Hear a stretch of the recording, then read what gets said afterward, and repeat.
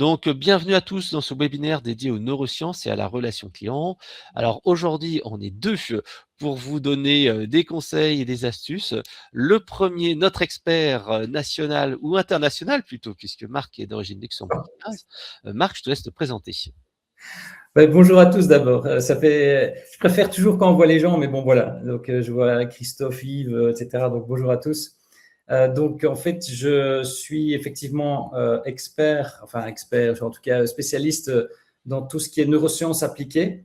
Donc c'est comment utiliser concrètement des informations qui proviennent des recherches des neurosciences pour les appliquer dans le monde du business avec deux particularités. C'est vraiment de travailler sur la performance, donc performance digitale ou commerciale.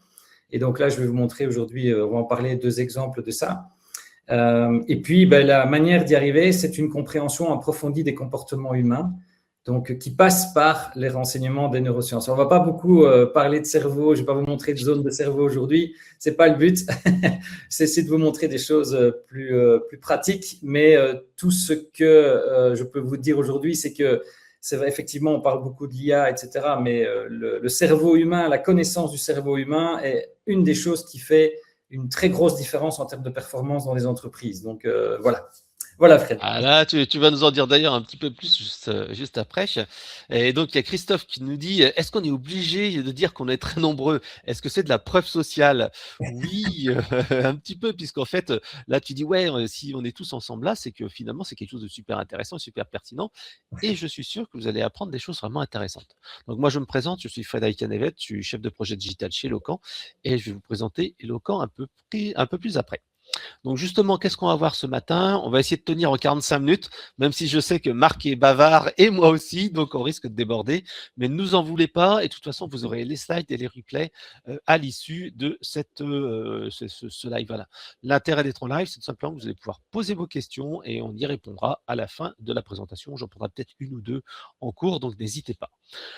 Donc, ce qu'on va voir d'abord, c'est à propos d'Eloquent, qui on est et pourquoi on organise ce webinaire. Et ensuite, Marc fera une conférence sur les neurosciences sur la relation client avec deux exemples appliqués, un dans le domaine banque assurance et un dans le domaine de l'assurance tout court. Mais c'est vrai que tu pourras également nous parler de d'autres secteurs d'activité puisque tu as travaillé dans des secteurs très divers. Oui, n'hésitez pas d'ailleurs, puisqu'on est là pour vous. Donc, si jamais vous avez des questions autres que les exemples, n'hésitez pas. Ouais, c'est vrai que c'est ça qui est le plus intéressant.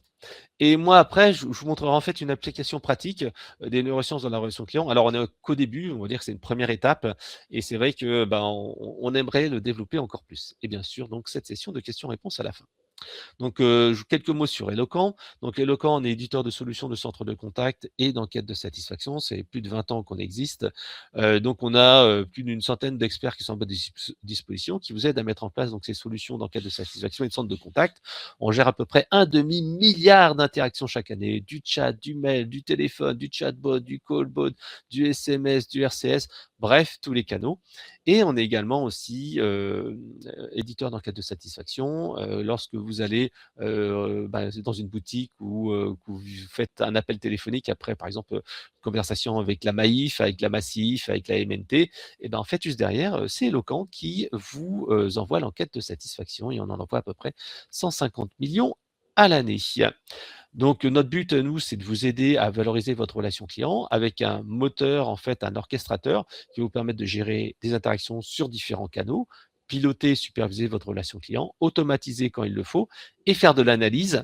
Donc, soit des verbatims des enquêtes de satisfaction ou des verbatims des conversations téléphoniques, comme disait Marc. C'est en fait dans toutes ces conversations, dans tous ces signaux, dans tous ces échanges, on arrive justement à capter cette richesse qui va nous aider à nous adapter et à utiliser les neurosciences pour réduire des problèmes.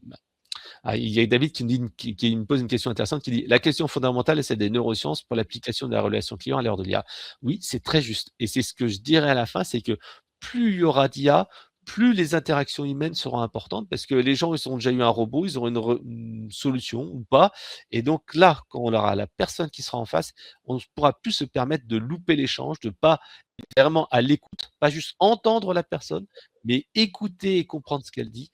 Et ça, en fait, c'est tout l'intérêt des neurosciences que vous indiquera marque. Donc nous, notre intérêt, voilà, c'est de vous aider à mieux gérer la satisfaction de vos clients, gérer de l'omnicanal et avec la protection des données. Et voici quelques-uns de nos clients. Vous verrez, dans le secteur banque, mutuelle, assurance, on a beaucoup de clients dans le transport, dans l'énergie, dans les télécoms, dans l'industrie, bref, dans tous les secteurs d'activité. Alors Marc, je te laisse peut-être commencer ta présentation en nous rappelant un petit peu ce que c'est les neurosciences. Oui, mais d'abord merci à David parce que je pense que effectivement tout est dit dans la phrase et c'est effectivement c'est fondamental parce que les neurosciences aujourd'hui en fait on les voit un petit peu souvent liées au neuromarketing, à des choses de manipulation, etc.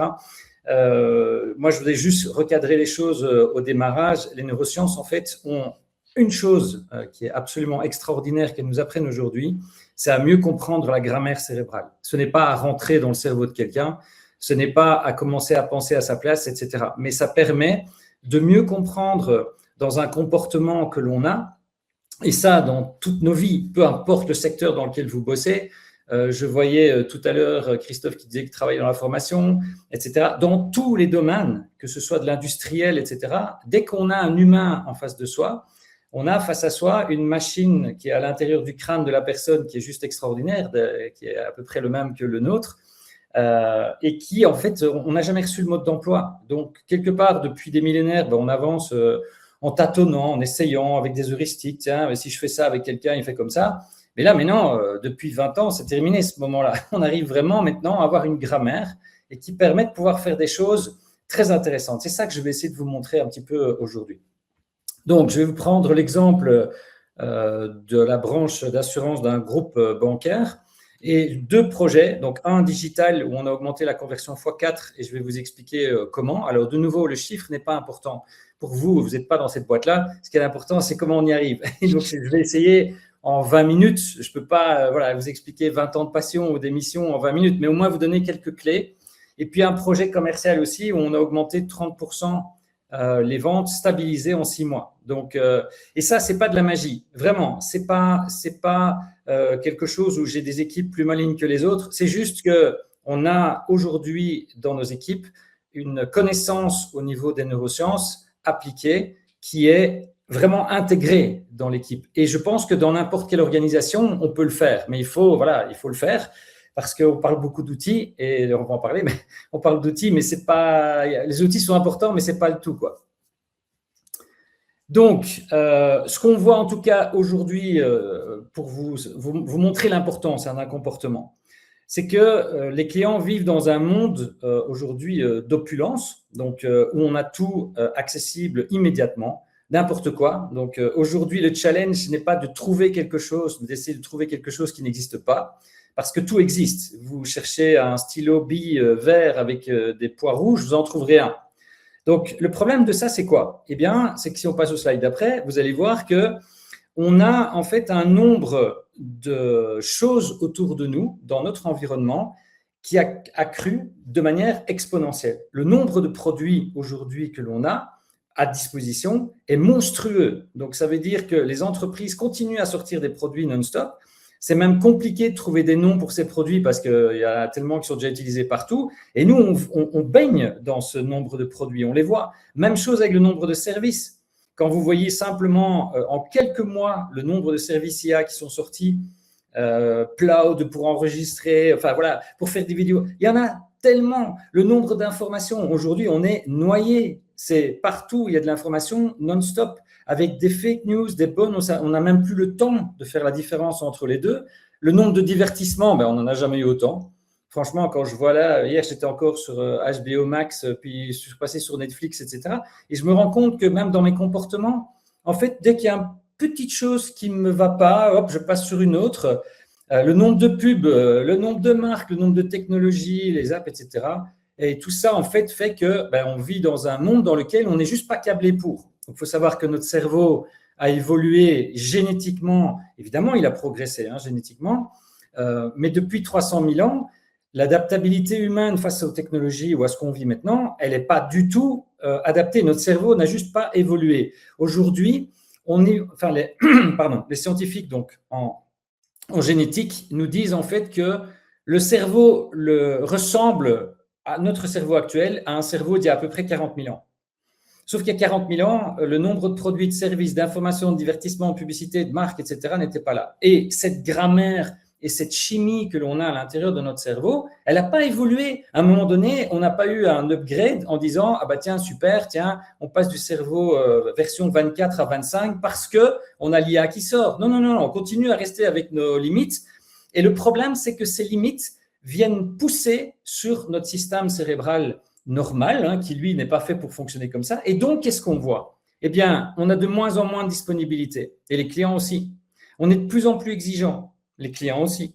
On a de moins en moins d'attention. Là, je suis occupé à faire une mission pour un grand groupe bancaire.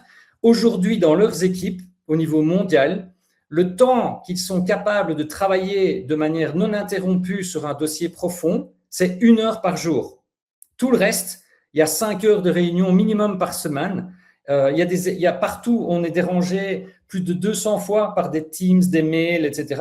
Et on n'a pas un cerveau qui est fait pour. Donc, du coup, ce qui se passe aussi, moins d'attention, moins d'engagement aussi. On est moins fidèle, il y a moins de patience, il y a beaucoup plus de doutes qui apparaissent, etc. Et vous voyez bien que ces quelques exemples que je vous montre là ont un impact sur votre comportement au quotidien.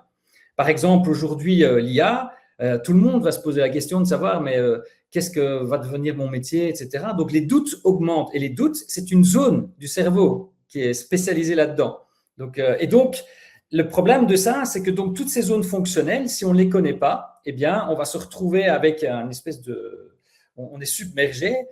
Les entreprises n'arrivent pas bien à savoir non plus comment bouger. On parlait tout à l'heure de formation, mais aujourd'hui, une formation, moi, je le vois partout.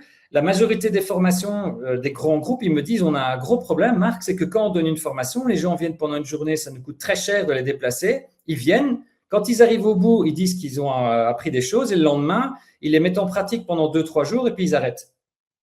Et ça, typiquement, si on ne connaît pas la grammaire cérébrale, le fonctionnement, comment les zones vont se mettre en place, quelle zone il faut toucher pour mémoriser le mieux, etc., eh bien, en fait, on va se retrouver de plus en plus avec ce que vous voyez là, c'est-à-dire des choses compliquées.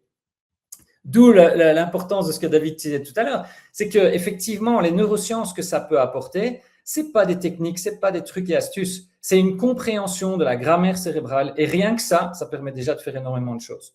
Alors, quand vous voyez aujourd'hui en chiffres ce que ça donne, une entreprise, en fait, souvent, elles disent tous que l'expérience client est stratégique, etc. Elles ont des divisions expérience client, tout le monde est dedans, etc. Elles sont persuadées d'offrir des expériences gratifiantes. Et quand on voit dans la réalité, donc c'est une étude qui a été faite par IBM, en fait, on se rend compte que les clients disent à 80%, ils ne me comprennent pas.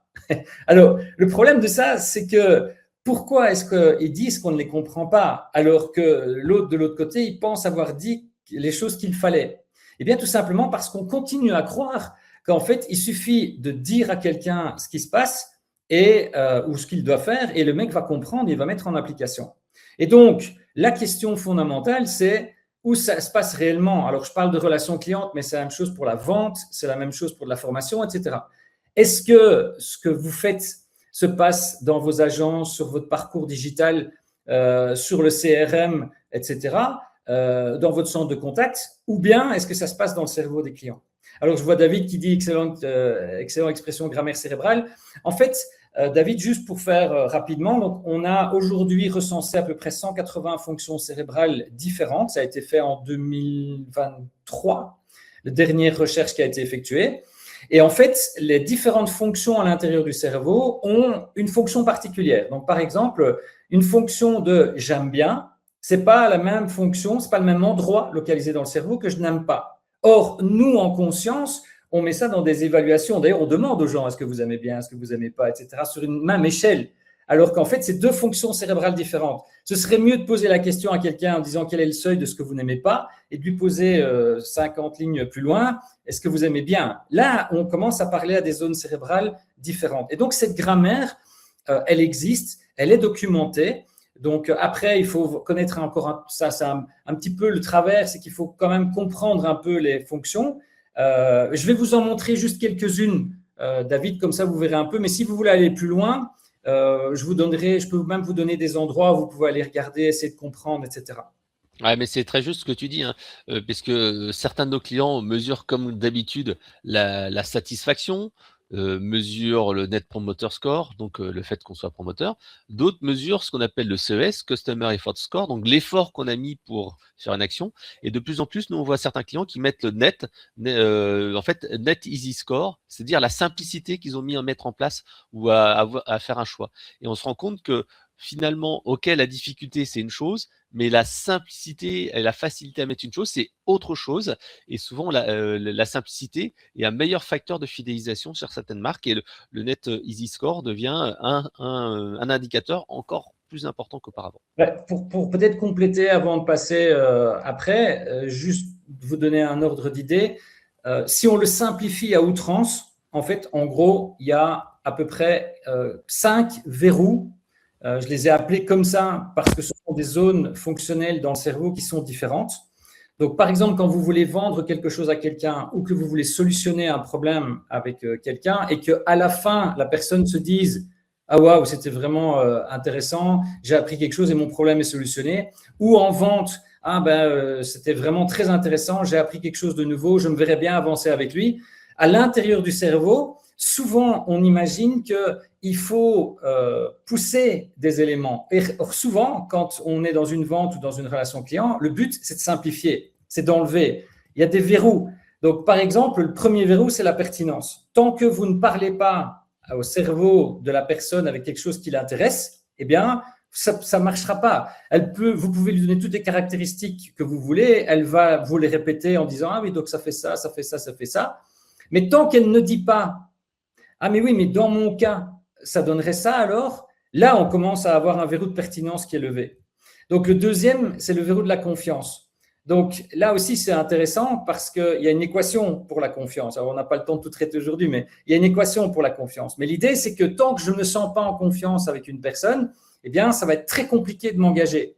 Et quand, par exemple, on entend dans les centres d'appel des scripts en disant « Bonjour, je m'appelle Véronique, comment est-ce que je peux vous aider aujourd'hui ?» On entend, rien qu'au ton que je viens d'utiliser, alors c'est poli, donc les mots utilisés pourraient se dire « Mais donc, regardez, c'est poli », mais dans le sens de ce que la personne vient de dire, on sent bien qu'on l'ennuie. Et donc, à ce moment-là, par exemple, le verrou de la confiance ne va pas se déverrouiller. Un autre verrou qui est hyper important, c'est la projection. Tant que je ne me visualise pas avec le produit, la solution, etc. Or, le nombre de fois où on appelle des centres d'appel, ils essayent de nous donner une solution et ils ne nous projettent pas dans la suite de la solution, c'est une erreur parce que ça permet vraiment d'augmenter de manière phénoménale l'impression que la personne a, que l'on est en fait, qu'on fait attention à elle. Et la projection, donc, ce n'est pas du tout dans le même endroit. Donc, on a pas rentrer dans les détails, mais il y a le gyrus singulaire en fait en postérieur qui en fait de la projection. Ce n'est pas la même zone fonctionnelle. Par exemple, si vous voulez, je donne quelques trucs rapides comme ça, hein, mais si vous voulez vraiment faire une enquête avec quelqu'un, demandez-lui, imaginons que, je ne sais pas, moi, c'est sur les assurances ou sur un crédit ou quoi que ce soit. Voilà, Christophe demande comment on active la projection. Eh bien, donc par exemple, quand on fait une enquête, demandez aux gens de prendre avec leur téléphone, avant de vous rencontrer, 3 ou 4 photos de ce que veut dire le sujet que vous voulez traiter. Donc, par exemple, si c'est le crédit immobilier, eh bien, demandez aux gens de prendre 3-4 photos avec leur téléphone, donc pas amener des photos toutes faites, mais d'amener des photos qu'eux ont prises. Et donc, quand on va commencer l'interview avec la personne, on ne va pas lui demander comment il faut faire, etc. On va lui dire, tiens, montrez-moi les 3 photos que vous avez prises. Vous en prenez une au hasard parce que ce n'est pas important. Ce qui est important, c'est ce qui va se passer dans sa tête à lui. Donc, vous allez lui dire, OK, mais pourquoi est-ce que vous avez pris cette photo? Pourquoi est-ce que cette photo-là est plus importante que les 3 autres? Et là, vous allez commencer parce que la personne a pris elle-même la photo. C'est la zone, donc c'est les noyaux, enfin, c'est le gyrus singulaire, postérieur qui va s'activer, dans lequel elle va se reprojeter dans la situation dans laquelle elle a pris la photo. Et là, en fait, ce que vous faites, c'est que vous bypassez le filtre des réponses sociales, etc. Et ça permet d'avoir accès directement à des informations qui sont bien plus importantes que ce qu'elle va vous dire. Or, 99% des enquêtes que je vois encore aujourd'hui, elles sont basées sur des questions. J'ai un exemple là avec la grande banque là, pour laquelle je travaille. Donc, les gens répondent parce qu'ils savent bien que c'est une enquête de la banque. Ils disent « Oui, j'utilise telle application sur mon mobile ». Et dans les stats, on voit que, alors quand je vous dis 96% des gens disent qu'ils l'utilisent, et dans les stats, c'est 0,39%. Alors, est-ce qu'on continue à croire ce que la personne dit parce qu'on l'a mal posé et parce qu'on n'a pas la grammaire. Mais donc, vous voyez en fait comment on peut… alors voilà, Christophe demande comment reprojeter quelqu'un dans une situation qu'il a connue. On va le voir tout de suite avec les deux exemples que je vais vous montrer. On va en parler pour vous montrer Est-ce comment que tu veux que je montre cette petite vidéo sur l'IRM ou pas? Non, ce n'est pas nécessaire. C'était juste pour vous expliquer que, en fait, ce que les neurosciences nous enseignent maintenant depuis une vingtaine d'années, c'est justement cette grammaire. Est-ce que vous voyez là, ce sont des tests réels. Donc, moi, j'en ai participé à plus d'une cinquantaine, dans lesquels, en fait, j'ai eu la chance de pouvoir construire le savoir que j'ai et vérifier cette grammaire cérébrale avec des missions. Donc, pas des recherches scientifiques qui cherchent à traquer une zone, mais vraiment dans le cadre de vraies missions, comme par exemple sur MMA ou des choses comme ça, de savoir comment réagit le cerveau et quelles zones sont activées à l'intérieur du cerveau pendant qu'on présente un stimuli à quelqu'un. Alors, Véronique qui veut bien voir la Et vidéo les deux sur derniers l'IRM. verrous. Bon, allez, je vais la passer 2 secondes, mais ça va pas être très fun. Bon, je Et laisse la puis, passe pendant 10 secondes. pendant qu'on monte ça, Véronique, je réponds.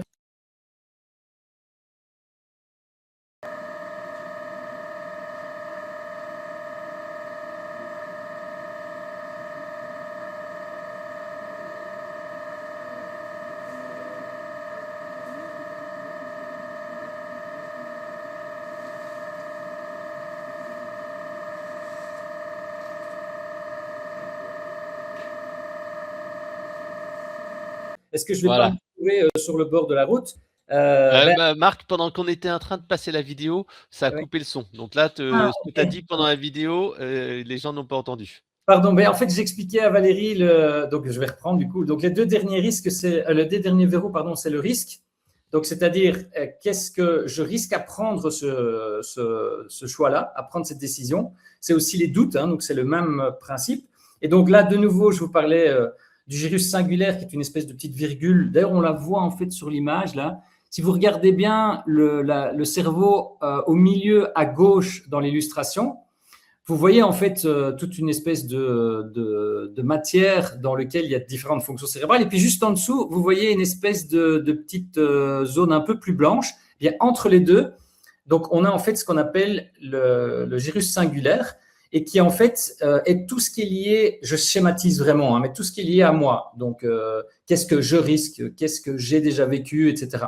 Et donc, la zone du doute, c'est une zone qui est hyper importante parce que tant qu'elle est activée, en fait, la personne ne passera pas à l'acte.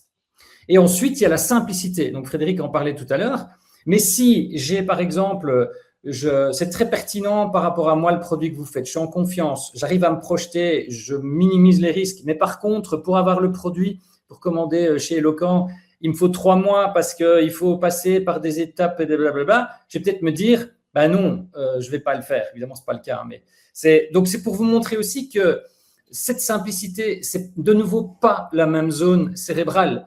Donc, par exemple, quand on a des croyances aussi, donc ça aussi, là, je suis occupé à travailler sur une mission pour l'instant, ou dans un grand groupe, les vendeurs pensent que le produit qu'ils vendent est trop cher par rapport au marché. Ils n'ont aucune preuve de ça et c'est pas vrai.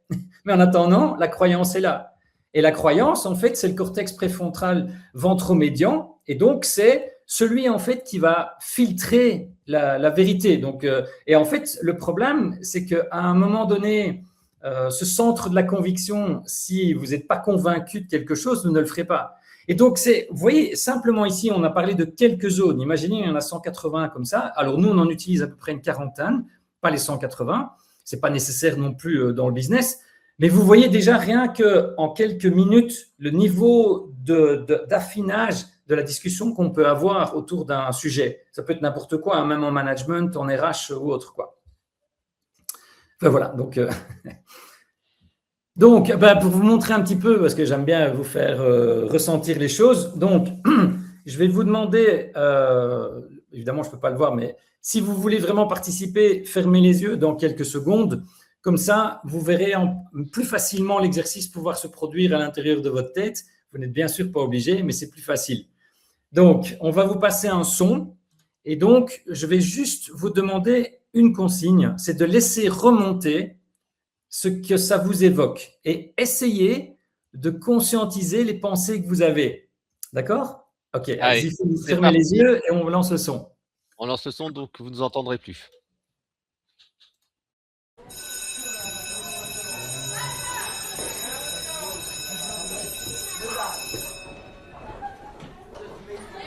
On est de retour. Alors, vous avez pensé à quoi? Écrivez dans le chat rapidement. Voilà, école, Mélodie qui dit Élodie, l'école. école, la cour d'école, etc. Alors, regardez, non seulement on est à distance, en plus j'ai une très mauvaise mémoire des prénoms et des noms, mais regardez, en fait, c'est fou parce que je ne vous connais pas. Pour la plupart, c'est la première fois qu'on se rencontre. Et pourtant, avec un stimuli que j'ai choisi, je sais que j'active dans votre tête une zone fonctionnelle particulière et que à 99%, les réponses qui vont être générées par des gens que je ne connais pas est école. Alors, c'est un exemple très simple, mais la vraie question n'est pas est-ce que j'ai raison ou pas. La vraie question, c'est donc est-ce qu'on peut, avec des stimuli spécifiques, aller activer dans la tête des gens ce qu'on appelle des micro-pensées, parce que là, vous mettez école et c'est le rendu final, mais probablement que vous vous êtes vu entre 7 et 10 ans dans une cour Gilles de, qui dit ma jeunesse. voilà, dans une cour de récréation. Probablement avec une certaine émotion de chouette, c'est fini. Vous avez peut-être même souri. Vous êtes peut-être même vu dans la classe ou peut-être avec un arbre. Souvent, les gens ont dans ces souvenirs-là un arbre en fait qui est dans la cour de récréation avec de l'ombre ou des choses comme ça. Et tout ça, ce sont des zones fonctionnelles dans votre cerveau différentes. On va les voir après, je vous les montrerai. Hein. Alors, on va faire un deuxième petit exercice. Maintenant, regardez ça et qu'est-ce qui arrive dans votre tête spontanément? Évidemment que ça va être 4. Mais la question que j'ai pour vous, c'est ceci. Est-ce que vous avez réussi à empêcher le 4 d'arriver? Et non.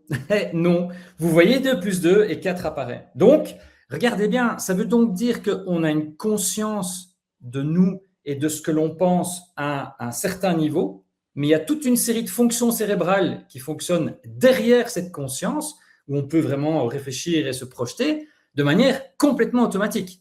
Ici, par exemple, le 2 plus 2, ça fait en fait 4 et ça arrive, au revoir Olga. Et donc, ça fait en fait une réponse automatique. Alors, est-ce que si vous pensez qu'il n'y a que le 2 plus 2 qui active ça, c'est faux. Regardez avec la sonorité que je vous ai montrée, etc. Et dans votre travail de tous les jours, dans vos vies, vous êtes tous différents. Donc, vous avez tous des souvenirs différents, etc. Et pour revenir à la grammaire cérébrale, par contre, je ne sais pas exactement ce que vous pensez, mais quand on regarde en IRM, on est capable de savoir quel est le type de pensée que vous avez. Parce qu'on sait que les zones fonctionnelles sont activées dans certains cas. Évidemment, c'est aussi des réseaux. Hein. C'est un peu simplifié là. Ah tiens, on va peut-être passer à la question suivante et ça répondra à celle de Liam. Ah, je passe à la suivante, Marc? Donc, à l'inverse de la sonnerie, est-ce que pour le 2 plus 2, ce n'est pas tout simplement un réflexe logique, car ça me semble évident pour ce calcul? Ah oui, bien sûr. Mais là, en fait, ce que tu fais, là, Liam, c'est une post-rationalisation. C'est-à-dire que le 4 est arrivé, et puis après, on réfléchit en disant, oui, mais est-ce que ce n'est pas comme ça? En attendant, le 4 est arrivé. Et ce n'est pas une logique, c'est un système qui apparaît immédiatement. D'ailleurs, on va le faire avec l'exercice suivant. Et mieux comprendre, voilà, 27 fois 32, est-ce qu'il y a quelque chose qui arrive spontanément? Non. Et là, par contre, là, je suis obligé d'utiliser des pensées, des systèmes qu'on m'a appris quand j'étais jeune. Donc 27 fois 32, donc 10 fois 32 fois 2 plus 7 fois 32, et là, pour arriver en fait au résultat à la fin. Et là, on sent bien que c'est vachement moins agréable. Et là, en fait, on consomme de l'énergie. Donc, Liam, pour dire le 2 plus 2, l'énorme avantage de notre cerveau, il ne faut pas oublier, on n'est pas né avec de l'IA, on n'est pas né pour programmer, on n'est pas né pour gérer des boîtes, on est né pour survivre. Donc, on a des heuristiques, ce sont des mécaniques qui font que par apprentissage, on apprend des modèles qui marchent plus ou moins bien et qu'on va répéter de manière automatique. Pourquoi? Parce que ça consomme 10 fois moins d'énergie que de réfléchir. Et donc, notre cerveau, on a beau essayer d'être rationnel un maximum de temps, bien sûr, on peut l'être, hein, mais on ne peut l'être que pendant un moment. Et heureusement qu'on a d'ailleurs ces cerveaux automatiques quand, par exemple, on doit sortir d'une station de métro, moi, je vois, alors je connais un tout petit peu mieux maintenant les stations, mais quand je vois des gens qui sortent des stations de métro, ils ne regardent même pas, ils sont sur leur téléphone, ils sortent à droite, ils vont vers les escalators, ils montent, et tout ça en regardant leur téléphone. Comment est-ce que leur cerveau pourrait faire tout ça s'ils devaient tout penser? Ce serait impossible. Et donc, c'est ce monde-là. Il faut savoir aujourd'hui que quand vous dialoguez avec quelqu'un pendant 1 heure, vous avez à peu près, allez, on va dire 300 pensées ou shifts de pensées différents pendant 1 heure. C'est ce qui a été mesuré. Eh bien, il n'y a que 10% des informations qui vont être verbalisées. On va revenir tout de suite. Mais donc, si on revient aux exercices que vous venez de vivre, ce qu'il y a d'important, ce que je voulais surtout essayer de vous faire passer aujourd'hui, c'est que vous avez pensé ça silencieusement dans votre tête. Et pourtant, vous avez eu ces pensées. Alors, moi, la question que j'ai pour vous, c'est donc quand un client appelle et qu'il est au téléphone et qu'il vous répond, dites-vous que ce qu'il est occupé à vous répondre, ce n'est que 10% de ce qu'il pense. Alors, si je n'ai pas la connaissance de savoir comment aller chercher une projection, comment aller chercher une réassurance, les verrous dont je vous parlais tout à l'heure, eh bien, en fait, je risque d'avoir des gens qui vont me dire oui, oui et penser non, non derrière. On en a plein comme ça, des vendeurs qui nous disent « Enfin, j'avais tout fait, la personne m'avait dit oui et tout, et puis en fait, la commande ne passe pas. » Et donc ici, ce qu'on va avoir comme micro-pensée, par exemple, dans le cas de l'école, c'est « Ah, je me revois là-bas, je reconnais la situation, chouette, c'est fini. » Avec le 2 plus 2, tiens, bah oui, c'est 4, c'est évident, pas besoin d'y penser. 27 fois 32, ça va être « Ah, tiens, c'est plus compliqué. 10 fois 32, etc. » Et tout ce que je vous dis là, c'est passé silencieusement. Il n'y a pas une seule fois où vous êtes dit, pendant l'exercice, tiens, je vais parler tout haut. Donc, ce qui est intéressant, c'est que donc, la majorité de ce qu'un être humain verbalise n'est qu'une toute petite partie de ce qu'il pense. Et c'est pour ça que, par exemple, le langage corporel, le langage non verbal, etc., sont tellement importants. Et donc, le truc ici aussi, c'est que je voulais vous montrer qu'il y a moyen de générer des micro-pensées identiques chez une majorité de gens, à partir du moment où je sais comment la personne va penser. Et pour ça, en fait, il y a des techniques qui s'appellent le profilage comportemental, on va en reparler. Mais donc, c'est des techniques qui permettent de mieux comprendre, en fait, ce que quelqu'un pense. Par exemple, dans le monde des assurances, la majorité des gens se disent toujours, oui, ils sont là pour prendre de l'argent, mais quand il s'agit de payer, il n'y a plus personne. Et vous allez vous dire mentalement, dans votre tête, bah oui, oui, c'est vrai. Donc, et pourtant, de nouveau, c'est une micro-pensée qui a été activée et qui est automatique. Donc, et tout ce savoir que les gens ont dans votre domaine, il faut le connaître. Parce qu'une fois qu'on a ça et la grammaire, on est vraiment capable d'aller beaucoup plus loin en termes de service. Et quand je vous parlais de performance, c'est comme ça qu'on a obtenu x4 ou plus 30% de vente. Donc, les décisions des clients, elles sont donc basées à 90% sur des informations qu'ils ne vont pas vous révéler. Mais c'est ça qui est intéressant. Regardez, souvent, en fait, quand on demande à des vendeurs de vendre, on leur donne un script. Et on leur dit, voilà, il faut que tu te dises ça. Et puis, commence par une phase de découverte, ils appellent ça. Donc, il faut poser des questions au client. Et le client va vous répondre, mais est-ce que c'est juste? Est-ce que c'est pas plus malin, puisque là, on n'a que 10%, quand on attend la réponse verbale du client, on n'a que 10% de ce qu'il pense. Eh bien, il y a des cas, je vous montrerai tout à l'heure, c'est une des techniques qu'on a utilisées, qu'on a demandé aux vendeurs d'utiliser, c'est de ne poser aucune question. Il ne faut pas poser de questions dans un cas particulier que je vous expliquais tout à l'heure. Pas poser de questions, il faut affirmer. Parce que je sais que si j'affirme quelque chose, comme je viens de le faire avec le 2 plus 2 ou autre, je n'ai pas besoin d'entendre votre réponse verbale. Si dans votre tête, ça active un « ben oui, moi aussi », eh bien, c'est bon, je n'ai pas besoin d'aller plus loin parce que la vente, elle se passe dans la tête du client, pas dans votre tête à vous ni dans votre dialogue. Donc ici, on va prendre l'exemple. Donc, on va prendre un projet digital et le projet commercial. Donc, ce qu'on voit habituellement dans n'importe quoi, quand il y a un problème dans une entreprise, soit digitale ou commerciale, eh bien, on commence par faire des recherches, pas toujours parce qu'on n'a pas toujours le temps, mais quand on fait des recherches, on va souvent axer sur les mêmes trucs. Demander aux clients leurs besoins, demander leurs attentes, leur demander quelles sont les fonctionnalités utiles qu'ils voudraient, quelle est l'expérience idéale qu'ils voudraient avoir, etc. On fait des personas, etc. Puis, on fait la conception. Ça peut être des formulaires, un argumentaire, une FAQ ou quoi. Je parle en digital là. Et puis, derrière, on croise les doigts pour les comportements et on se dit, j'espère que ça va marcher. Parfois, on fait des tests utilisateurs aussi pour essayer sur un corpus petit, au moins d'avoir déjà un feedback. Mais est-ce qu'il n'y a pas moyen de travailler autrement que comme ça? Parce que, in fine, c'est ce qu'on a vu depuis le début, le comportement, c'est ça qui fait le succès de votre truc. Si vous vendez quelque chose, on ne doit pas avoir un croiser les doigts au bout. Ça devrait être le central, le comportement. On devrait se dire, comment je fais pour arriver à avoir un comportement qui fait qu'à 80%, pas à 100%, ça n'existe pas ça, mais à 80%, les gens commandent. Et pas, je vais essayer et puis je vais voir, ah ben non, ça ne marche pas. Et ça, le problème de ça, cette méthode-là, elle a été très valable pendant très longtemps. Et je pense que le problème que les organisations ont aujourd'hui, c'est que comme ils n'ont pas la grammaire cérébrale, en fait, ils ne voient pas comment est-ce qu'ils pourraient adresser le troisième volet. Mais le troisième volet, c'est le plus important. Donc, je vais vous montrer un exemple avec le digital ici. Donc, prenons un des modèles comportementaux qu'on utilise. Donc, je vais rapidement vous expliquer. Vous voyez des petits ronds avec des icônes dedans.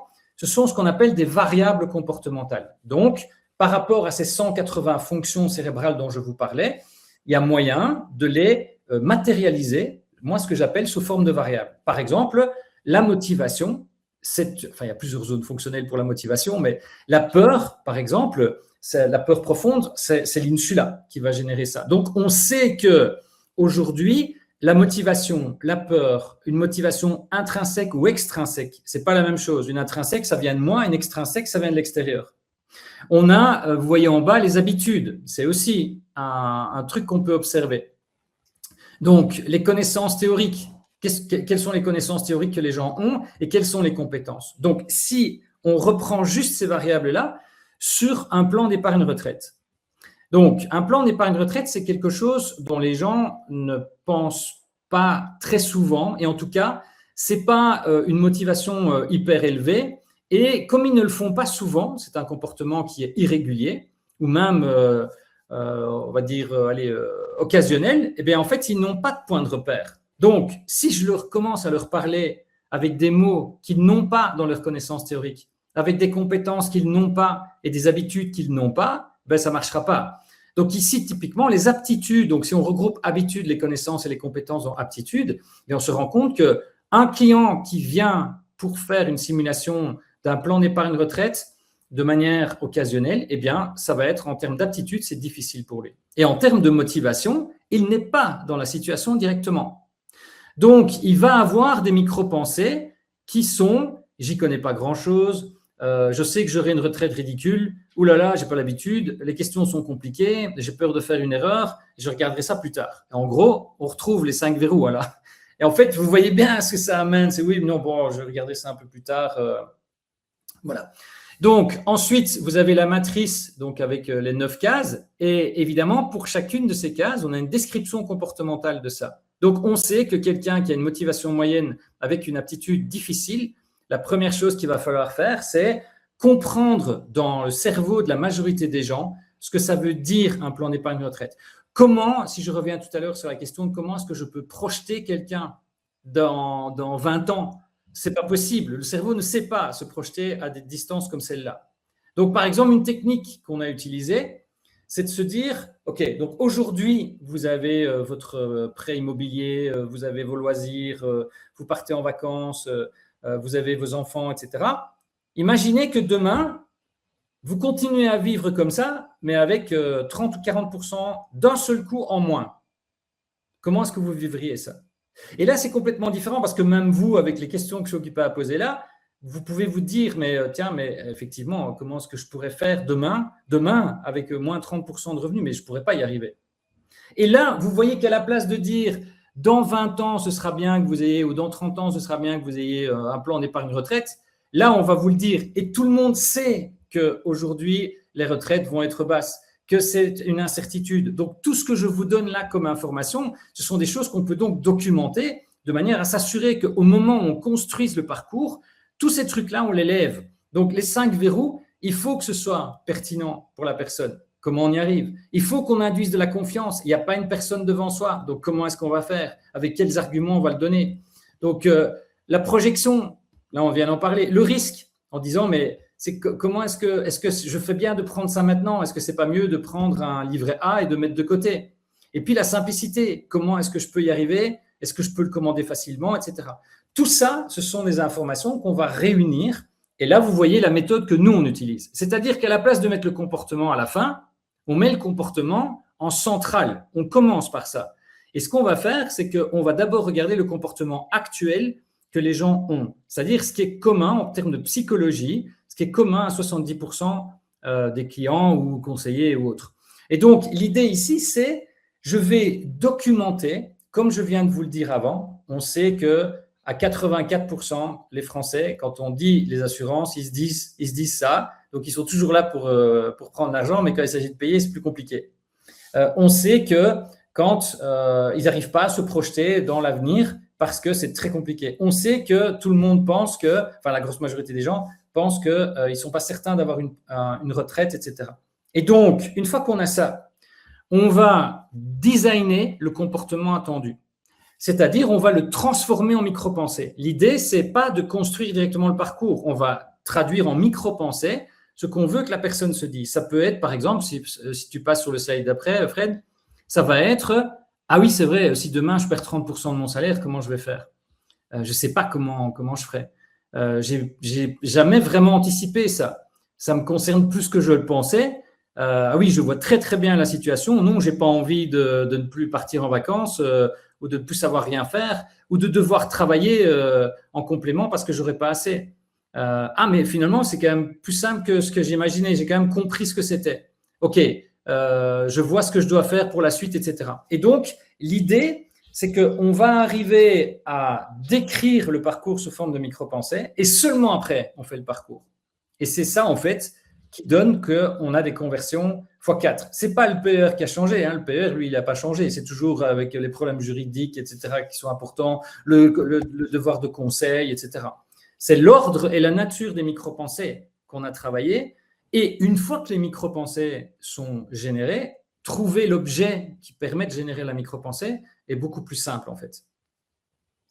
Alors là, je vois ici Emmanuel, c'est très intéressant parce que je vois passer plein de choses sur les personas, l'empathie map, l'experience map, etc. Et oui, bien sûr que tous ces outils sont importants et peuvent aider. La seule chose que je peux vous dire, Elodie et Emmanuel, si vous mettez dedans du comportemental avec une compréhension réelle de comment fonctionne le cerveau, savoir quelles variables il faut aller chercher, vous allez voir que l'empathie map qui peut être… en règle générale, c'est une feuille A4 avec, on met un smiley à différentes étapes. Le problème, c'est pas ça. Le problème, c'est qu'est-ce que la personne doit penser pour que j'arrive à ça. Et là, en fait, c'est complètement différent comme approche. Parce que l'empathie map, l'experience map ou même les personas, ça reste dans la méthode classique, c'est-à-dire recherche. Donc, et là-dedans, je mets puis la conception, et puis le comportement, on croise les doigts. Même avec une empathie map, une experience map, je ne suis pas certain que ça va se générer derrière. Par contre, si je mets en hypothèse des éléments comportementaux, j'ai beaucoup plus de chances d'arriver à quelque chose. Et donc, si on prend maintenant un autre exemple avec la vente, donc là, en fait, ce sont donc des conseillers bancaires qui doivent vendre une cinquantaine de produits par an. Donc, ça passe depuis le crédit immobilier, l'assurance auto, tout ce qui est IARD, etc. Et ils ont aussi tout ce qui est produits d'assurance vie, etc. Et les assurances de prévoyance. Les assurances de prévoyance, pour vous expliquer, c'est vous mettez de l'argent sur un produit, donc ce n'est pas un compte épargne, parce que si vous arrive rien, vous ne touchez rien. Mais le jour où il arrive quelque chose, eh bien, votre famille, en fait, va toucher immédiatement un gros pactole de manière à pouvoir continuer à vivre décemment. Donc, ici, en fait, ce qu'on a, c'est qu'on s'est rendu compte que donc, les conseillers n'en vendaient presque pas et qu'à contrario, on en avait, qui n'étaient pas beaucoup dans le groupe, mais qui les vendaient très, très bien. Et en fait, ce qu'on a vu, c'est que les conseillers avaient une aptitude difficile à en parler et la motivation était très faible pour en parler. Et par contre, les techniques classiques qu'on leur disait, mais c'est faites du rebond. Donc, quand vous arrivez au bout d'un rendez-vous pour une assurance vie, faites un rebond et demandez-lui de… tout ça, c'est bien joli, théoriquement. Mais le problème, c'est que dans les faits, au niveau comportement, ça ne se passe pas.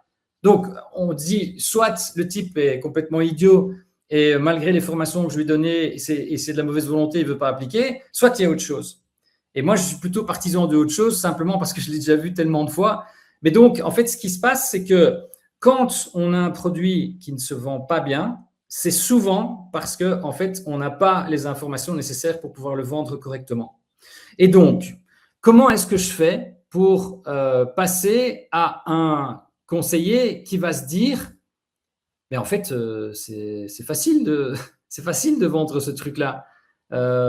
Et en fait, à la fin, à la limite, je ne dois même pas le vendre. J'en parle pendant 30 secondes et c'est le client qui, par lui-même, va se poser la question de savoir s'il n'en a pas besoin. Donc, un des exemples qu'on a travaillé avec eux, parce que ça aussi, c'est une particularité. Alors, excuse-moi pour le prénom, je crois que c'est Christophe, je pense, qui fait des formations. Donc, souvent dans les formations, il y a un modèle descendant, c'est-à-dire qu'on enseigne à un groupe qu'on pense homogène les mêmes éléments pendant la journée de formation. En comportemental, on fonctionne dans l'autre sens. On va lui dire comment est-ce que tu génères dans la tête du client mais en fait, tout à l'heure, vous m'avez parlé là d'un truc qui me semblait vraiment important. Est-ce que vous pourriez juste me le dire, quoi? Donc, à la fin du rendez-vous, comment est-ce que je fais pour que le client se dise ça dans sa tête? Et donc, je ne vais pas donner au conseiller des techniques. On va travailler ensemble pour que chacun trouve sa technique. Et on est arrivé au bout avec ce que vous voyez là, c'est-à-dire avec une amorce. Alors après, ça s'appelle un effet d'amorce, mais je ne leur ai pas expliqué tous ces éléments-là. L'idée, c'est la personne arrive pour faire un crédit immobilier. Donc, le conseiller va simplement lui dire, écoutez, donc vous êtes venu pour faire un crédit immobilier, faites-moi penser à la fin, j'ai un truc, je vais vous dire, ça prendra que 30 secondes, mais c'est vraiment important parce que dans votre situation, on a déjà vu beaucoup de familles qui se sont retrouvées dans des ennuis. Et donc, je voudrais juste vous donner l'information à la fin. Mais on va d'abord parler de votre crédit immobilier.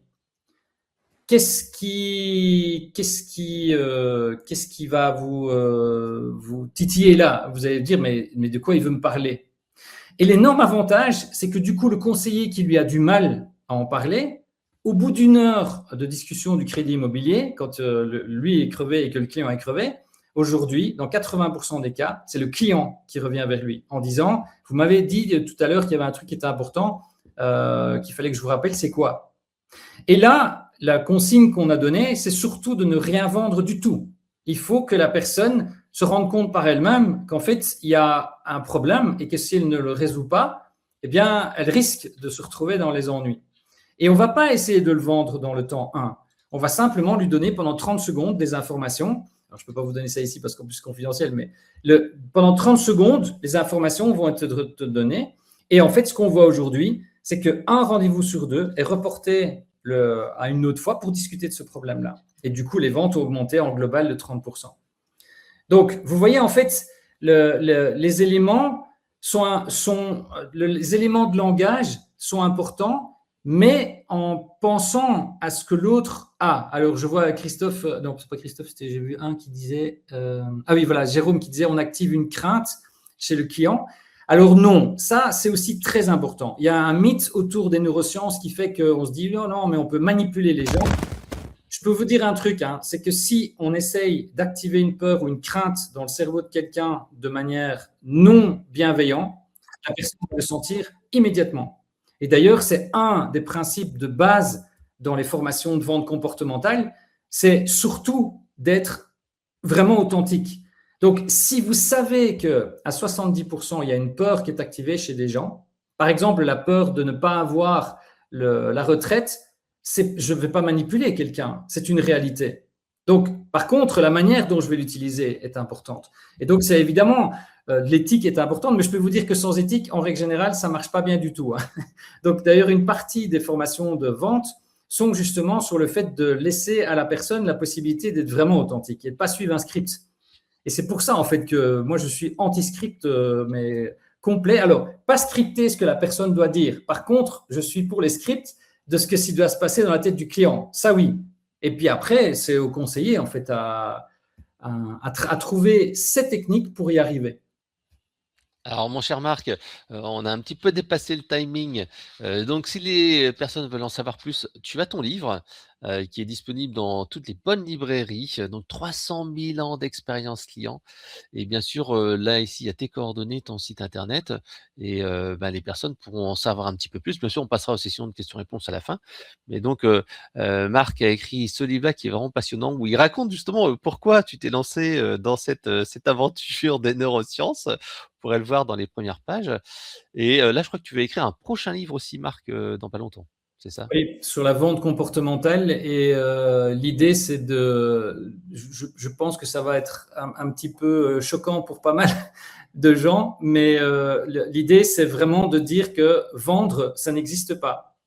C'est un de ces mythes que l'on croit. On ne vend rien à personne. Hein. Il y a rien du tout. Il y a quelqu'un qui achète, ça oui. Mais vendre, un vendeur ne vend rien. C'est simplement une personne qui Alors, achète. Et ouais. donc, une fois qu'on a compris ce mécanisme-là, à ce moment-là, tout devient différent. Parce que mon but est de m'arranger pour que la personne, de manière progressive, rentre dans un parcours dans lequel elle va arriver à un oui naturel et pas un oui forcé ou avec des techniques de closing ou des trucs violents qui ne marchent de moins en moins d'ailleurs, hein, parce que c'est de moins en moins efficace. Ouais. Alors justement, on va passer maintenant à l'application des neurosciences dans la relation client. Et là, en fait, bon, on arrive plus dans notre métier, nous, d'éditeur de logiciels, puisque toi, tu fais vraiment du sur-mesure et tu vas montrer des applications pratiques dans différents secteurs d'activité. Et on en parlera dans les questions-réponses. Nous aussi, on a essayé de faire cette première étape-là avec l'analyse des interactions téléphoniques avec le prisme donc des neurosciences. Le but, en fait, c'est donner un premier niveau d'analyse aux superviseurs et aux agents. Ça fonctionne d'une manière assez simple. Et là, en fait, je vais vous faire écouter une petite conversation téléphonique de Chantal et de moi-même. Vous allez voir, ça va être en mode acteur studio. Donc, je vous laisse écouter le début de la conversation. Donc, c'est une conversation téléphonique et on va voir après l'analyse avec les neurosciences. Bonjour, Éloquent Croisière, je vous écoute. Oui, bonjour, je vous appelle parce qu'il y a une facture qui arrive à mon nom, une facture de 12 300 € pour une croisière Latino Samba au Brésil. Moi, monsieur, j'avais commandé 2 billets pour le bateau mouche à Paris Ah, pour 45 €. ok. Est-ce que vous pouvez me donner votre numéro client, s'il vous plaît? C'est ce qui est en haut, c'est le 3 4 8 17 2X. Ah, attendez, je ne vous retrouve pas dans mon système. Attendez, c'est un petit peu lent. Voilà, donc je vous ai pas mis l'intégralité de la conversation téléphonique, mais vous voyez un petit peu l'enjeu. Le but, en fait, là, c'est de montrer qu'avec une conversation téléphonique, on va pouvoir faire une première analyse en utilisant les principes des neurosciences que l'a présenté un petit peu Marc. Alors, ce que je vais faire, c'est que je vais partager mon écran. Voilà, vous allez voir mon écran tout de suite et ici, vous allez voir en fait ce qu'on a dans notre logiciel. Donc ici, d'un côté, vous avez la transcription, hein. Vous voyez ici, bonjour Chantal, c'est parce qu'il y a une facture qui est arrivée à mon nom, 12 300 €, ta, ta, ta, ta. Et ici, sur la droite, vous avez une première analyse qui a été faite par l'intelligence artificielle. Alors bien entendu, à chaque fois, nous, on va dire que c'est bien sûr qu'une première analyse, que c'est pas fait par une personne, ce sont des suggestions. Le but, c'est vraiment de ne pas remplacer le travail des équipes. Néanmoins, ça permet en fait de faire différentes analyses à différents niveaux. Le premier, on va vérifier ce fameux état émotionnel. Au départ, OK, quelle est la situation du client? Est-ce qu'il est frustré? Et donc, qu'est-ce qui se passe à la fin? Elle est exaspérée, moqueuse. Donc, on voit bien que le niveau en fait émotionnel, bah, il ne s'est pas arrangé. Alors que normalement, le travail du conseiller, ça va être au départ d'avoir un client qui est peut-être énervé, qui a peut-être là incrédule, et puis essayer de remonter en fait la situation et faire en sorte que ça aille mieux. Là ici, on voit bien que ça n'a pas marché. Au contraire, il n'y a aucune désescalade et la tension a même empiré. On va faire après une petite analyse en disant voilà qu'est-ce que le conseiller a réussi et qu'est-ce qu'il a réussi, qu'est-ce qu'il n'a pas réussi à faire. Là, on voit ici qu'il y a une tentative pour rassurer sur le coup de l'appel, 15 centimes la minute. Ne vous inquiétez pas, on va essayer de faire ça rapidement. Il y a eu un essai de désamorcer. Malheureusement, la phrase est trop légère pour contrer l'énervement principal de la cliente. Et après, on va aller dans le détail. On voit ici que, par exemple, le conseiller, il n'a pas utilisé une structure pour en fait structurer sa conversation. Il peut utiliser la méthode boussole d'appel où il énonce clairement les étapes l'ouverture pour donner à Chantal un sentiment de contrôle. Madame Bignol, voilà ce qu'on va faire ensemble. Je vérifie votre dossier, on va comprendre cette erreur, on regarde comment annuler cette facture et je vous explique comment éviter que ça se reproduise. Voilà. Donc ça, on lui dit déjà, il manque un petit peu de structure. Ensuite, il y a différentes étapes, des moments clés dans la conversation. Comme tu disais, Marc, à des moments, si tu utilises un mot ou un autre, si tu n'utilises pas les bonnes choses, ça ne va pas activer les mêmes zones dans le cerveau. Par exemple, à un moment donné, il va dire, je ne sais pas, c'est 15 centimes la minute, mais ne vous inquiétez pas. Là, ici, Chantal fait de l'ironie, il dit, mais vous inquiétez pas, c'est une phrase creuse, ça fait une micro-tension. Le client contre-attaque, il aurait fallu plutôt dire, bah, je comprends que ça s'ajoute à votre stress, je fais au plus vite. Ou attendez, quand il demandait ce prénom, attendez, pas trop rapidement, redites-moi votre prénom, dites-moi. Là, en fait, on voit de l'agacement qui est arrivé chez le client parce qu'on lui a dit pas trop rapidement, c'est un petit peu un reproche de sa part.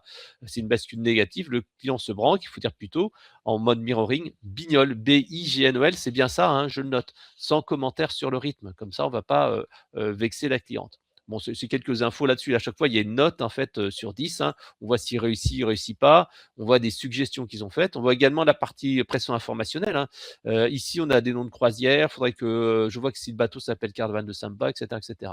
Là, ici, il y a trop d'hypothèses sur une phrase, nom de croisière, nom de bateau, etc. Ça peut arriver.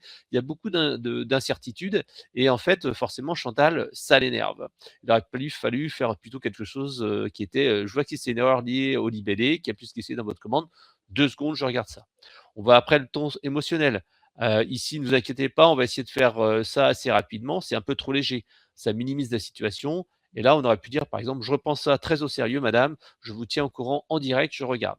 Voilà, il y a des effets de langage ici, un sentiment de loterie, l'accusation implicite, ah, ok, etc., etc. Et après, il y a différents moments. Est-ce qu'il y a des moments de connexion ou des moments de défiance?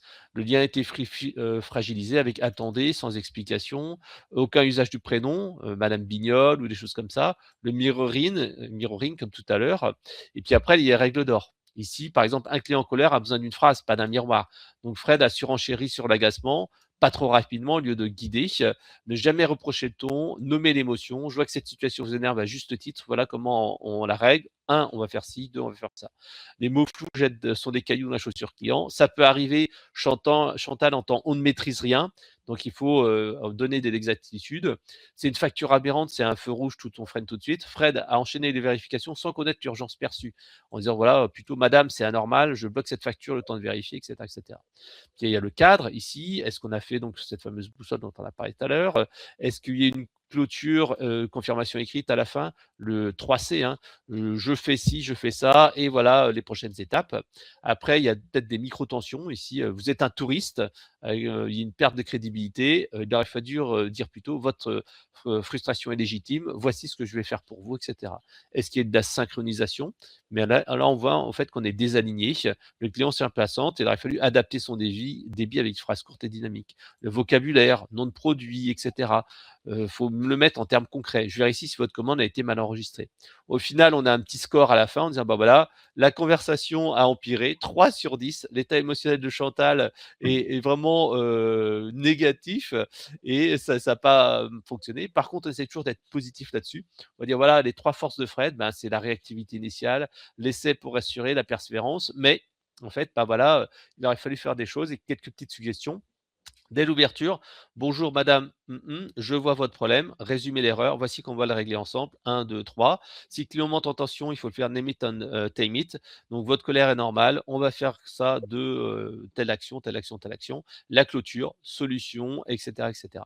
Et bien sûr, le petit mot d'encouragement, Fred, tu as le réflexe d'aider, c'est essentiel. Maintenant, structure tes réponses comme un GPS. On va ici, voici, c'est sur le chemin. Chantal avait besoin de certitude, pas de doute. Toi, la prochaine fois, prends les devants, la boussole est claire et tu verras, tes clients plus remuants te s'ouvriront. Un client énervé, c'est un client qui n'a peur de ne pas être entendu. Toi, tu peux être son port d'attache. Voilà, donc il y a des petites allégories comme ça qui permettent de montrer en fait ce que l'on peut faire. Alors, je vais repartir sur ma présentation. Hop, tout de suite. Hop, voilà. Donc bien sûr, vous pourrez regarder ça, tranquillement, à tête reposée. Le but de tous ces outils-là, c'est d'aller chercher, moi, ce que j'appelle l'excellence relationnelle. C'est-à-dire qu'il y a certains mots qui vont rassurer plus que d'autres et qui vont permettre, d'avoir des clients qui sont plus enchantés. Par exemple, tu as parlé tout à l'heure d'assurance, mais c'est vrai que, moi, j'ai déjà eu ça, le cas avec une écoute, que j'avais fait, où la personne avait dit: «Bon, oui, bonjour madame. Ah oui, vous avez écrasé votre robot, pelouse. Ah, bon, alors c'est pas dans votre contrat, mais bon, allez, je vais vous le faire tout de suite, ça va être fait». Donc là, la cliente avait dit: «Ouais, super, c'est très gentil». Sauf qu'en fait, on n'avait pas pris la valeur que ça avait. Il aurait fallu plutôt dire: «Bah, voilà madame, normalement, ce contrat-là, il n'est pas compris. C'est une option supplémentaire pour la protection du robot Toulouse quand on a une assurance habitation. C'est, 15 € par mois. Là, vous ne l'avez pas souscrit. Cependant, hein, comme vous êtes cliente depuis plus de 10 ans de chez nous, que vous avez l'assurance auto, que vous avez l'assurance voiture et bon voilà, vous n'avez pas été sioniste depuis un moment, bah, je prends, sur moi le fait de vous offrir gracieusement le forfait de cette, tondeuse et vous serez, remboursé. Là, tout de suite, la cliente se rend compte qu'on fait quelque chose de pour elle, on l'a nommé, personnalisé, c'est quelque chose qu'on ne fait pas pour les autres et là, on arrivera plutôt à avoir du 5 étoiles plutôt qu'un 4 ou un 4,5. Voilà. C'est cette recherche d'excellence opérationnelle qu'on va mettre en place avec l'analyse IA. Et nous, de notre côté, on a aussi, un doctorant qui travaille, avec nous sur, l'analyse, en fait, des émotions. Et là, en fait, il est en train de travailler sur les analyses de la voix, la prosodie, c'est-à-dire le rythme, l'intonation, la variation et cetera, pour pouvoir, en fait, estimer, grâce à ces éléments-là, l'émotion du client sans lui demander, en fait, son niveau de satisfaction. Là, en fait, ça sera en automatique, ça sera complémentaire à la mesure de la satisfaction pour savoir, en fait, vraiment qu'est-ce que pense le client. Comme tu l'as dit Marc, il y a des choses qui se passent dans la tête et qui ne sont pas forcément les mêmes que ce que le client déclare. Il peut très bien avoir eu beaucoup d'énervement au départ, à la fin ça se passe bien et finalement il va mettre une note de 4 ou 4,5 alors qu'il y a eu des moments dans la conversation où ça s'est pas du tout bien passé. Donc ça sera disponible dans nos produits prochainement. On est en train de travailler là-dessus. Alors, ce qu'il fallait retenir avant qu'on passe à la session de questions-réponses, hein, c'est, ce qu'on disait très justement au départ, plus il y aura d'intelligence artificielle dans les produits, plus il y aura de self-care, plus il y aura d'automatisation, qui est comme la tendance actuelle. Nous, nos clients demandent beaucoup de mettre en place du callbot, du chatbot, du self-care. Et ben, en fait, plus l'humain et l'interaction humaine fera la différence pour justement gérer, ces cas particuliers ou faire le pas de côté qui est nécessaire. Donc bien sûr, via les, équipes Eloquent pour suivre les neurosciences ou avec Marc, qui, peuvent, gérer dans votre entreprise tout ce qui appelle, une situation partie commerciale, partie service client et cetera. Et l'IA va vous permettre aussi d'avoir un premier niveau très basique, mais qui permet au moins d'aller, analyser ces informations-là. Alors, on va faire plusieurs conférences à venir si vous voulez en savoir plus. Après, je passe à la session questions-réponses, hein. Donc, on se reverra le 30 juin pour un webinaire qui va être vraiment très sympa. Ça va être, un webinaire qui va être sur les émotions, le parcours client et on aura la chance d'avoir 2 invités qui sont vraiment très, très intéressants. Estelle Perry qui est, responsable VP opération chez Mobilize, une filiale du groupe, Renault et qui est d'ailleurs, qui a été, qui a eu un diplôme en neurosciences. Tu vois, elle a passé un diplôme en neurosciences. Elle m'avait dit ça. Elle me dit: «Ouais, il faut que les neurosciences avec Marc, ça me parle». Donc elle nous donnera un petit peu son avis et de ce qu'elle a mis en place dans le service client, de Ah, c'est chez top. Mobilize et à la fois sur les parcours clients. Et on aura également Enguerrand Léger qui est, auteur du livre Customer Happiness Manager et qui est intéressant parce que c'est l'émotion au cœur de la relation client et ça sera donc le 30 juin et vous pouvez vous inscrire sur eloquent.com/événement. Et bien sûr, on se reverra en septembre un petit peu sur, la notion d'attachement. On verra aussi que l'attachement client, c'est différent de la satisfaction. Ça sera le 24 septembre à 9h30. On mettra le webinaire en ligne, pas plus tard que cet après-midi ou demain et on se retrouvera le 26 novembre pour le CX Summit qui est une journée de conférence. Alors, je crois qu'on va pouvoir passer à la session de questions-réponses. On a débordé d'un bon quart d'heure. Alors, il y a quelques questions peut-être qui vous turlupinent. Donc à ce moment-là, on peut prendre encore une dizaine de minutes maximum pour cela. Déjà, merci Émilie, qui te remercie Marc. Merci Marc pour votre intervention extrêmement intéressante. Votre bouquin sera mon livre d'été, très certainement. Bon, merci Émilie, moi ça vous aura inspiré. Ouais, c'est gentil, mais Amélie, merci. Alors, il y a Priscilla qui dit: «L'analyse avec votre outil se fait-elle toujours en ces mêmes étapes et de façon aussi détaillée?» Alors oui, pour l'instant, on fournit un prompt standard qu'on a appelé le prompt entre guillemets neurosciences, qui est un prompt très détaillé justement qui permet d'aider le conseiller, voire éventuellement, enfin plutôt le superviseur, éventuellement le conseiller, pour avoir un premier niveau d'analyse, puisqu'en fait c'est vrai que cet aspect psychologie, il n'est pas à la portée de tout le monde. Tu vois, Marc, c'est des années de travail, c'est une expérience, et là nous, ce qu'on essaye de faire, c'est vraiment un premier niveau. On n'arrivera jamais à avoir toute la qualité que toi tu pourrais faire, Marc, mais c'est vraiment un premier niveau pour prendre en fait l'aspect psychologique. Voilà. Et par la suite, en fait, on va pouvoir proposer des prompts un peu plus personnalisés. Alors, est-ce qu'il y a d'autres questions? Sophie qui pose: est-ce que c'est en direct lors de la conversation avec le client ou post-appel? C'est post-appel, bien entendu, puisque là, on ne va pas faire de l'agent assiste, c'est-à-dire qu'on ne va pas suggérer au client au conseiller de dire telle chose au client. Là, on est plus en fait de l'analyse a posteriori pour améliorer les comportements. Comme tu disais, Marc, on ne change pas les mentalités comme ça du jour au lendemain. C'est un travail sur la durée et il faut trouver les bonnes accroches et les bonnes méthodes. Et donc là, en fait, c'est vraiment du post-appel. Et c'est souvent via une sélection de conversations par le superviseur ou par le client. C'est-à-dire que le conseiller, enfin par le client, le conseiller peut choisir dans cette conversation de flaguer ce qu'on appelle l'employee effort score, l'EES. Il peut se dire, ah, cette conversation-là, je sais pas, ça s'est mal passé, j'ai pas eu le bon mot, le client a pas compris, etc. Et à ce moment-là, en fait, le superviseur va pouvoir identifier cette conversation et lancer le prompt neurosciences ou des prompts un peu plus classiques. Voilà. Est-ce que ça aide aussi le conseiller à trouver les bonnes réponses? Là, il y a des suggestions. Si vous pouvez regarder, il y a ce que le conseiller a dit, le problème qu'il y avait et des suggestions. Bien entendu, ce sont que des suggestions. Comme tu disais, Marc, c'est pas un script à suivre. Il faut l'adapter à sa personnalité, à sa manière de faire. C'est pas quelque chose de rigide. Voilà. Alors, est-ce qu'on a d'autres questions dans le chat? Alors, oui, Emmanuel qui parlait du Consumer Insight. Comment vous faites émerger les micro-pensées des conseillers dans l'exemple ou chez nos clients? Ça, je ne sais pas si tu as répondu à cette question-là, Marc. Alors, en fait, le premier principe, c'est d'abord de bien les nommer, les micro-pensées.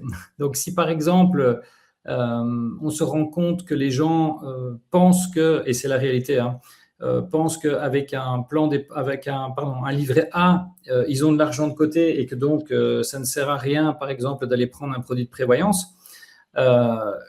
D'abord, c'est d'avoir le constat. Donc, il faut avoir la donnée. C'est ce qu'on appelle le profilage comportemental, dans lequel on va aller chercher pour les variables, pour les zones cérébrales principales, les données qui existent. Pourquoi est-ce qu'on fait ça? Mais parce que si on sait que 80% des gens pensent la même chose, et donc, dans un profilage, on ne prend donc que les statistiques qui disent au-delà de 60-65%, les gens pensent la même chose.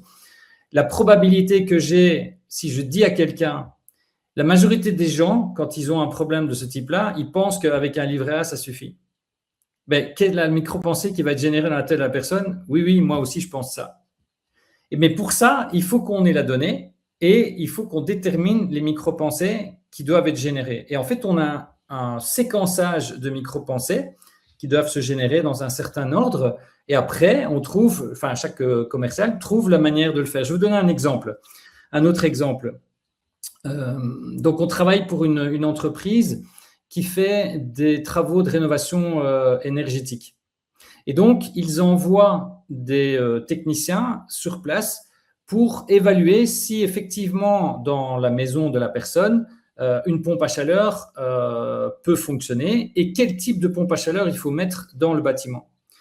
Quand on a fait le profilage comportemental, on s'est rendu compte que dès qu'on rentre dans la maison de quelqu'un, il y a toute une série de protections qui se mettent en place de manière immédiate et non consciente de la part de la personne. Et évidemment, moi, j'ai été aussi observé sur place. Donc, quand je fais des profilages, je fais d'abord des recherches sur des centaines de données et puis après, je vais voir sur le terrain pour confirmer.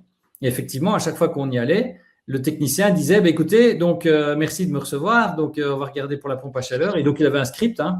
Donc on va passer par toutes les pièces et je vais regarder les radiateurs et mesurer le volume d'air.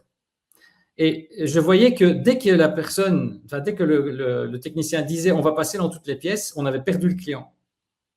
Parce qu'effectivement, donc dans une maison, si je rentre dans votre entrée, ce n'est pas la même chose que si je rentre dans votre salon. Ce n'est pas la même chose que si je rentre dans les couloirs qui mènent aux chambres. C'est pas la même chose si je rentre dans une salle de bain et c'est encore pas la même chose si je rentre dans votre chambre. Et deuxième chose qu'on a vue, c'est que, et tout ça, ce sont des données hyper importantes, tous les combien de temps les gens font le ménage chez eux.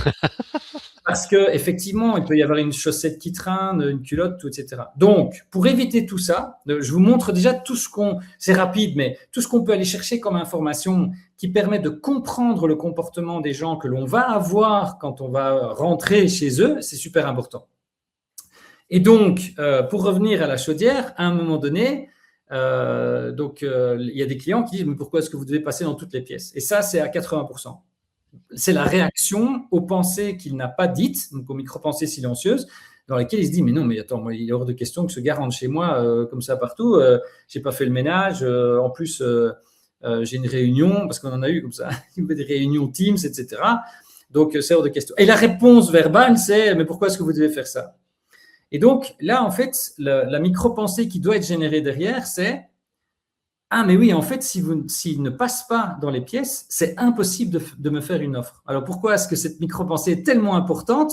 Et il ne doit pas la dire, hein, il doit la penser. Parce que tous les concurrents viennent et ne font pas ça, ils ne passent pas dans les pièces. Et sans passer dans les pièces, c'est vraiment impossible de faire un devis. Donc, comment est-ce qu'on fait ça? Alors, je demande aux formateurs, aux techniciens, et je leur dis, bon, comment vous faites ça? Alors, chacun doit trouver sa manière de faire. Et je me souviens d'une interaction que j'avais avec quelqu'un qui me dit, et donc moi, je jouais le client, et il me dit, écoutez, je dois dimensionner la pompe à chaleur. Alors, je dis stop, hein, je fais pause, je dis, écoute, je comprends rien. Tu me parles chinois, là, dimensionner la pompe à chaleur. Mais la seule chose que tu me génères comme micro-pensée, c'est de quoi il parle. De quoi il parle? C'est quoi dimensionner? Moi, j'ai pas envie qu'il rentre dans mes pièces, hein. Donc, à un moment donné, je le pousse. Et puis, il me dit, mais enfin, Marc, quand même pas compliqué, quoi. Vous chaussez du combien? Je dis du 41,5. OK, si je vous mets des pompes à 45, ça va être trop grand, vous allez flotter dedans, et en plus, vous allez payer plus cher. Si je vous mets du 39, vous n'allez pas savoir rentrer dedans, vous allez être inconfortable, etc. Donc, il faut que je trouve la bonne pointure. Avec la pompe à chaleur, c'est la même chose. Et je dis, OK, ça va, j'ai tout compris. Parce que les micro-pensées qui ont été générées chez moi, c'est je voyais une paire de chaussures, je voyais une paire de chaussures trop grande. Et tout à l'heure, Christophe demandait comment est-ce qu'on pousse les gens à aller dans de la projection. Ça, c'est des exemples. Mais pour aller vers les techniques, la technique n'est pas importante. Ce qui est important, c'est la micro-pensée. C'est ça que j'essaie de vous expliquer aujourd'hui. On vit dans un monde dans lequel on essaie de trouver des raccourcis, des techniques, des trucs et astuces. Moi, aujourd'hui, les chiffres que j'arrive à avoir en performance, c'est parce que je prends le temps. Je prends le temps d'aller regarder. Mais derrière, je peux vous dire que ça n'a rien à voir en termes de résultats. Parce qu'une fois que j'ai compris ce qui se passe dans la tête des gens, et donc, par exemple, pour revenir aux pièces, donc une fois que j'ai expliqué avec la paire de chaussures, je lui dis donc, je suis obligé pour ça, pour savoir la bonne taille de chaussures, je dois rentrer dans les pièces parce qu'une pompe à chaleur, et là, je leur demande de nouveau, mais comment est-ce que tu expliques une pompe à chaleur? Ils me disent, en fait, c'est de l'air froid qui rentre, de l'air chaud qui sort. Je dis, j'ai aucune projection, j'ai aucune visualisation. Et donc, je le pousse. Et puis, il y en a un qui me dit, mais en hiver, quand tu es dehors, Marc, et que tu inspires de l'air, on voit rien, mais quand tu expires, il y a de la vapeur. En fait, c'est de l'air froid qui rentre et c'est de l'air chaud qui sort. Une pompe à chaleur, c'est comme ça. OK, voilà. Donc, voilà une technique qu'eux ont inventée, c'est pas moi, hein. Et l'idée, c'est que du coup, ils expliquent ça. Donc, il me faut une paire de chaussures à bonne taille. Une pompe à chaleur, ça fonctionne, vous savez, quand vous êtes en hiver et que vous soufflez, etc. Et pour faire ça, comme c'est du volume d'air, il faut que je vois les volumes. Parce que sans ça, il n'y a personne qui sait faire d'offre. Et on passe dans les pièces. Et quand on passe dans les pièces, on annonce aux gens. Donc, on dit, on va d'abord passer dans le salon, puis la cuisine, puis on va aller voir les chambres de vos enfants, puis on va rentrer dans votre chambre. Et en fait, on a une progression dans l'entrée, dans l'intimité des gens. Et bien sûr qu'on leur dit, écoutez, ne vous tracassez pas. Je crois que j'ai rencontré un client sur 100 dont les pièces étaient nickel. C'est normal, chez moi, c'est aussi, il y a du bazar qui traîne. Donc, ne vous inquiétez pas, s'il y a une chaussette, ce n'est pas ça que je regarde. Terminé.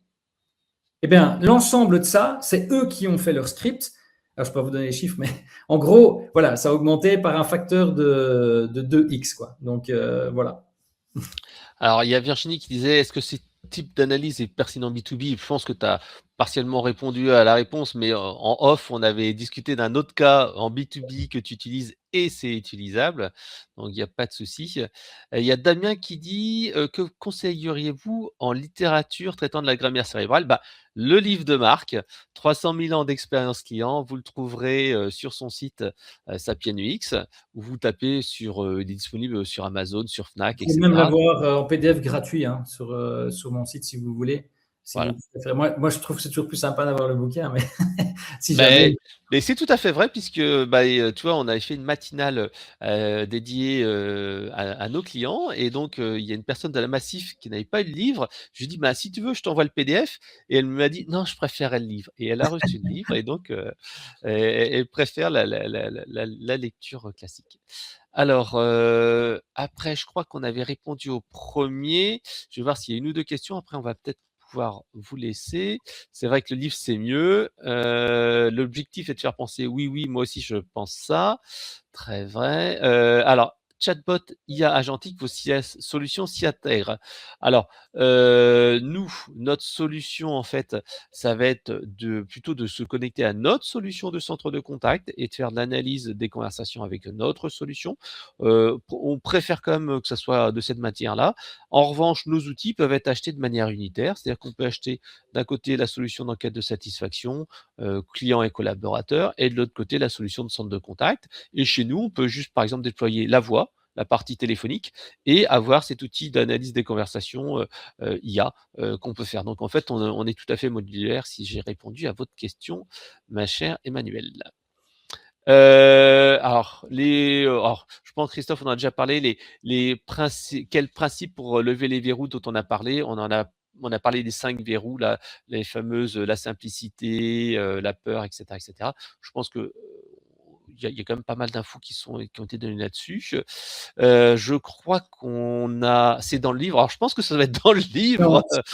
Non, Christophe, pas dans le premier. Le premier, c'est vraiment comprendre l'importance des neurosciences dans le monde dans lequel on vit maintenant et essayer de le simplifier au maximum pour qu'un maximum de gens puissent comprendre. Les verrous, en fait, je vais les traiter dans mon second livre. Normalement, je ne suis pas travaillé dessus depuis 2 ans, donc ça devrait arriver fin d'année. Et là, en fait, là, j'explique clairement non seulement à quoi ressemble un verrou, comment est-ce qu'on peut le faire sauter et comment est-ce qu'on voit qu'il a sauté. Parce que ça aussi, c'est comment est-ce qu'on voit qu'il est actif et comment est-ce qu'on voit qu'il a sauté. Et donc, et aussi avec tout le langage non verbal, etc. Quoi, voilà. Alors, il y a Fabrice qui te pose une question. Combien coûte un profilage comportemental par marque? Donc, il suffira, je pense, t'envoyer une demande par email. Donc, on a donné tes coordonnées tout à l'heure. Et Marc pourra bien sûr y répondre. C'est marc@sapiensux.com. Donc, n'hésitez pas, Fabrice, vous pouvez envoyer il y a même le numéro de téléphone.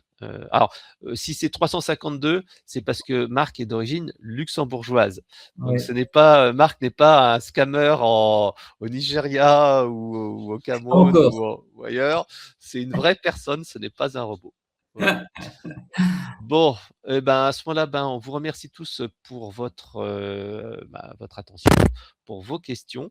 Il y a Jean-Philippe qui dit: «Je n'ai pas entendu le nom du 5e verrou». Alors, donc, 1, c'est la pertinence. 2, c'est la confiance. 3, c'est la projection. 4, c'est le risque. Et 5, c'est la simplicité. Donc, si on le refait vite, donc, OK, c'est pertinent pour moi, c'est quelque chose qui peut m'intéresser. La confiance, c'est OK, je me sens avancer avec la personne. Et là, dans la confiance, il y a une équation, vous pouvez aussi la retrouver sur mon blog dans laquelle je l'explique. La projection, c'est effectivement d'arriver à ce que la personne se voit avec l'objet. Le risque, c'est de se dire, par exemple, quand les gens travaillent avec nous, comme on a un tout petit cabinet, ils prennent un risque plus important puisqu'on n'est pas McKinsey. Mais par contre, ce qui est intéressant, c'est que donc on a limité le risque en travaillant avec plein de grosses marques qui donnent confiance à la personne. Mais vous voyez, tout ça sont des éléments. Et le 5, c'est la simplicité. C'est-à-dire, si la commande ou un acte est compliqué, même si j'ai eu les premiers verrous, je vais toujours avoir un risque que la personne ne le fasse pas. OK.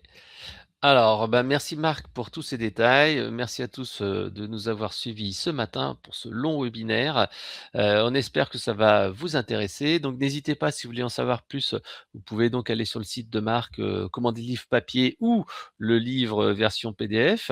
Vous pouvez contacter Marc au numéro de téléphone qui s'affiche là ou par email. Et si vous voulez avoir des informations sur les solutions Eloquent, centre de contact en cas de satisfaction, chatbot, callbot, analyse des conversations IA, n'hésitez pas à nous contacter. On est à votre entière disposition. Il suffit d'aller sur le site Eloquent et on se donne rendez-vous pour les prochains webinaires, donc le 30 juin, et on va parler d'émotion et de parcours client. À très bientôt. Au revoir, passez une bonne journée.